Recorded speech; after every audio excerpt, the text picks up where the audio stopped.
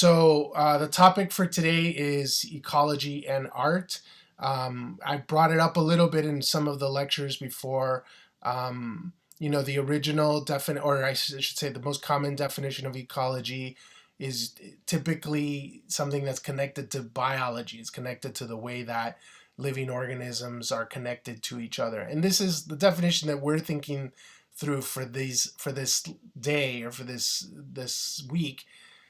It's not unlike that one, but it's a little broader. It touches on a lot of other things other than just living organisms or other than just animals to each other or animals to the earth.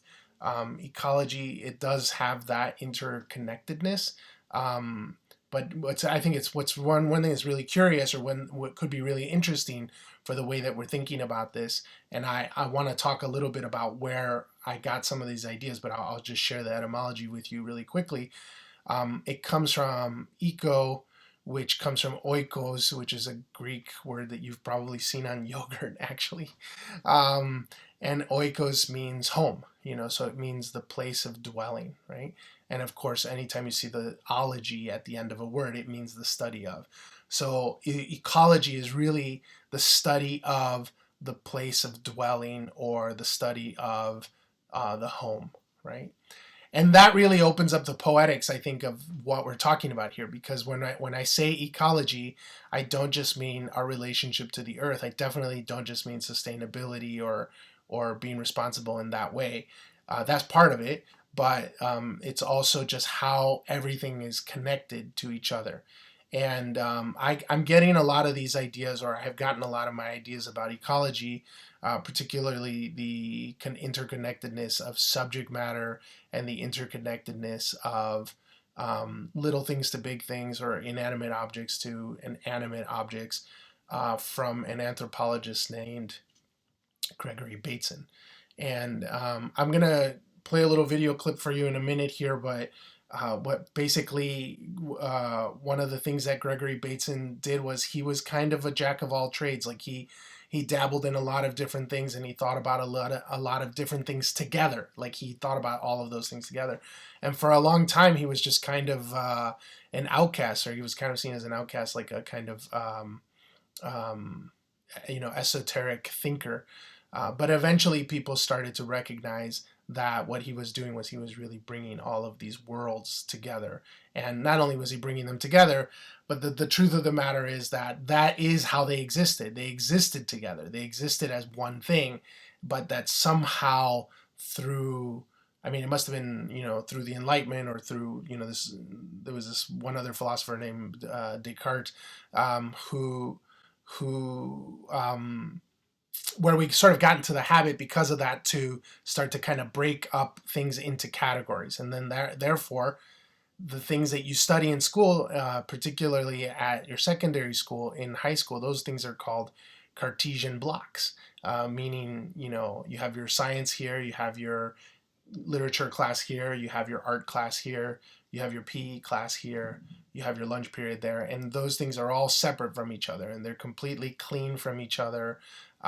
But obviously, that's not how the world works, and that's probably why a lot of you have uttered the sentence or the phrase, what does this have to do with anything, right? Like you might have been in a class where you were having a hard time or something, and since you didn't see the relevance of that to the other things that you were studying, perhaps you thought it was useless.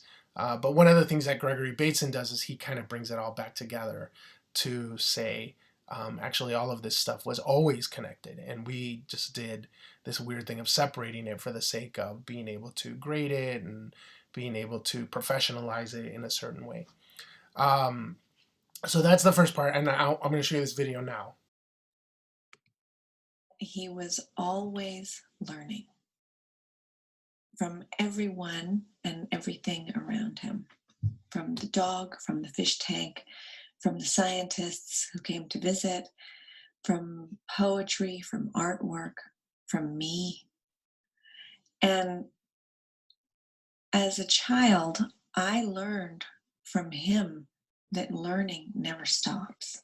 It is more than fashionable. It is inculcated by our great universities, who believe there is such a thing as psychology, which is different from sociology.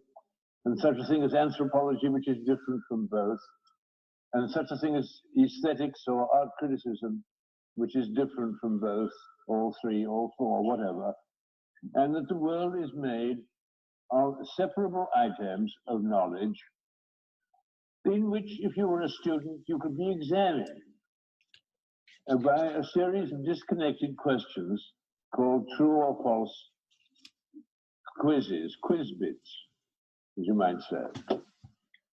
And the first point I want to get over to you is that the world is not like that at all, or let us be more polite. The world in which I live is not like that at all. And as to you, it's your business to live in whatever world you want to. Gregory Bateson challenged us to rethink or to stand back and try to perceive in a different way, to see how reality is actually operating. How does biology work? How do we work? How does even our own thinking get determined by larger ideas? When finally one of his ideas went ka-thunk and fell into place, and it was the waves, like the whale flapping its tail, were enormous and just echoed out into all these different disciplines. So his inspirational quality was really quite extraordinary. That he worked in so many disciplines is a consequence of his way of thinking. He was not interested in specializing in a narrow field. He was interested in larger patterns. He was interested in how things are connected, and especially how living things are connected. From biology at the beginning into anthropology, into systems of ideas, pathologies of systems of ideas, and then to systems of ideas which are how we all try to live together. And we all includes the animals and the plants as well as you and me. Looking at just how reality unfolds and how it all works. And when you take a little piece of it, then you just look at that little piece and you come up with a lot of erroneous interpretations of what's going on. I've always thought that way. Yeah. That the relation between what, me and that book, or the book on the table, is still a microcosm of the relation between man and God, or God and the devil, or what have you. That the big relations and the small relations are all the same thing. For study purposes, you have to work with small ones sometimes. And then people blame you for working with small ones. Then you start working with big ones, and they blame you for being a mystic. But it's all the same business.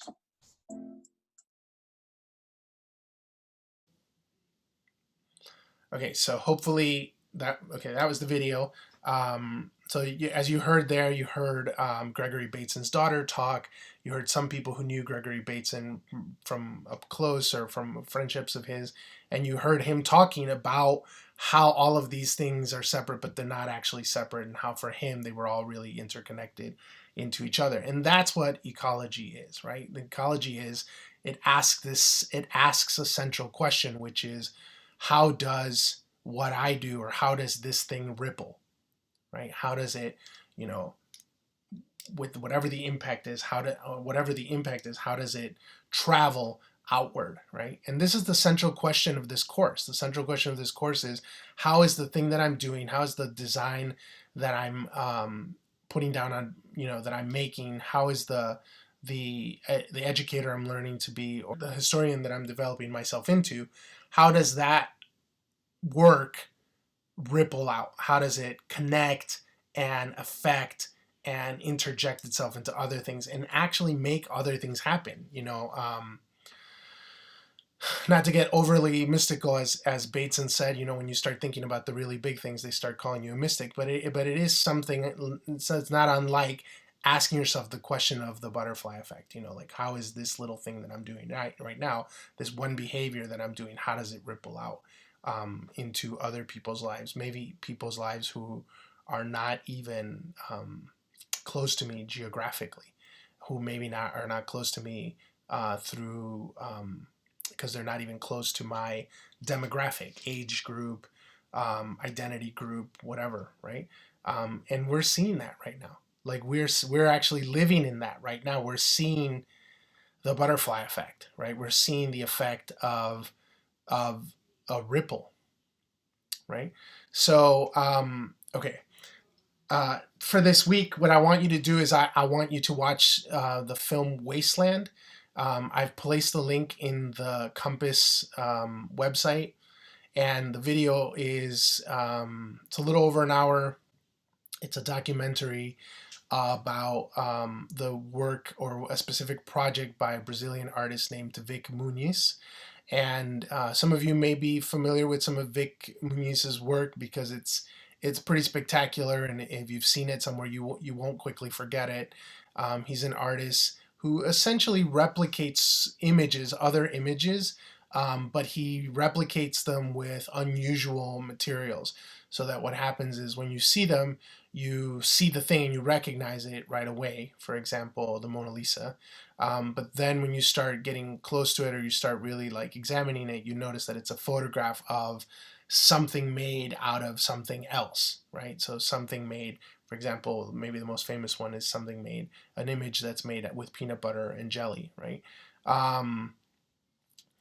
So this video is about that artist's work, but it's one particular project that he did when he went down to work with some people in the in a dump, actually a garbage dump in Rio de Janeiro, outside of the city of Rio de Janeiro in Brazil. And it's an interesting film, not just because it's a documentary about this guy's process, because actually it isn't until about the 55th minute in the movie where there's actually some art, where like art actually comes in. At first it's sort of like capturing the stories of the people who work, the pickers, people who pick through the garbage in this dump outside of Rio de Janeiro. And then after that it sort of gets into the art and the project that Vic Muniz did with these pickers. Now, some interesting things arise, some interesting points arise in the video, and some of them are because of what the artist does, and some of them are because of the conversations that he's having in the documentary. And some of them are because of the way that the filmmaker or the person who made the documentary cuts the film and puts something into the world. So I want you to be really aware of that. The artwork, Vic Muniz's artwork is one thing. The participation of the people whom he is working with or collaborating with around this project, that's another thing. But then the actual documentary that you're watching is a third thing. So that it's not neutral, right? So that's the tricky thing about documentaries, is that documentaries present themselves as being this kind of, outside eye, and that they have a certain kind of objectivity, but that's not true, right? I mean, just like everything else, everything else that's made by human beings is just, it has its subjectivity. So that means it has a position, right? And it's trying to say something specific. One other thing that I've done is in the Compass website, I have placed an article where the reviewer doesn't really, it's not that they give the movie a negative review, but they really ask the important questions that I want you to be thinking about in terms of the ethics of some of what Vic Muniz did during this project, and what the implications were, particularly for the pickers, for the people that he was working with. I have some questions that I want you to think about for the discussion, and I'll give them to you here, but then I also want you to, I also will type them out or send them to your TAs, and your TAs will put them onto the discussion boards. So the first one is, what were the considerations that Vic Muniz had to make in order to take on this project? And in answering this, I really want you to think about this idea of ecology, which is this, it's this idea that everything has a ripple effect, right? That everything is connected. And even though we like to think that they're separated, and even though the separations are very clear in this documentary, there is a ripple effect. And particularly, if you pay really close attention to the conversation that Vic Muniz and his studio assistant and Vic Muniz's wife start to have at about the hour and 10-minute moment of the documentary, you'll see that that's when some of these questions really arise. Some of the ecology questions really come up. So even though Vic Muniz is working with trash, this isn't I don't want you to watch this film for the sake of just thinking about sustainability or thinking about recycled art materials or thinking about, projects made with things from the trash. I'm not interested in that. I mean, that's one thing, right? But the thing I really want you to think about is the relationships here. How are the relationships playing out between the artist and the people that he's collaborating with, or the people who's brought in to collaborate with, particularly when it comes to class, like the class relationships, power, the power that an artist can exert, and the power that's exerted by art in and of itself. And also this really curious thing, which I think is the thing that's brought up in the article that I posted on the Compass site, and that's that sometimes the line between altruism is just a fancy word for saying like the doing of good deeds. Sometimes the line between altruism and exploitation gets blurred very easily. And so, I mean, it's really going to be up to you within these discussions to speak about whether or not that blurring is occurring in the film and in the project. One thing I'll have you know that isn't really noted in the film, but you might be curious about, at the very end, I mean, after all this was said and done, a lot of the proceeds of the sale of the photographs that were created were actually given to the people who participated. So, I mean, they were able to open, you'll see that there's a guy who mentions that he wanted to open a library. He was able to open that library. A lot of people didn't go back to pick garbage in the dumps anymore because of some of this money that sort of gave him a foot up, right?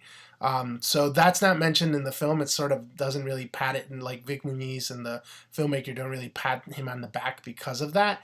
But that is something that you should know that did happen on the other side of it. And you can read about, if you just Google the project, you can read about and sort of like work through all the celebratory stuff, like start to try and get to some more of the critical articles. You will see in some of the interviews with Vic Muniz, you'll see that he did in fact actually give a lot of that money back, if not all of that money back. Now, that doesn't mean that Vic Muniz doesn't get anything out of it, because I mean, even though he says I made these with them and these are ours, they're really his. And even though he might not be, when it comes to making money off of your art, there's two kinds of capital that you can make on your art and design practice. One is obviously the actual cash that you get for doing the things that you do, but another one is the notoriety, and that's like a check that you can cash over and over and over again, because once you start getting known for something, you continue to get invited to do other things, and you get invited to give lectures, and you may be invited to publish a book or whatever, and all of those things have their own money streams tied into them. Now, that's not me trying to say that Vic Muniz has any kind of suspect behavior on his behalf, but I'm just saying, it's kind of a muddied thing, the gesture of making work with other people, particularly people who are in an underprivileged situation, as you'll see in that movie. So anyway, that's the second question, that's the first question. Then, let's just leave it at that, I guess. So the one question about, what were the kinds of things that Vic Muniz should have been considering as he was going in to make this film, and then what are the ethical implications of the work that he actually made. So have a good time watching the film. Really, I mean, it's an enjoyable film for what it's worth. It brings up a lot of really interesting questions, and hopefully you'll be able to have a really amazing discussion. And I will see you next week. Take care.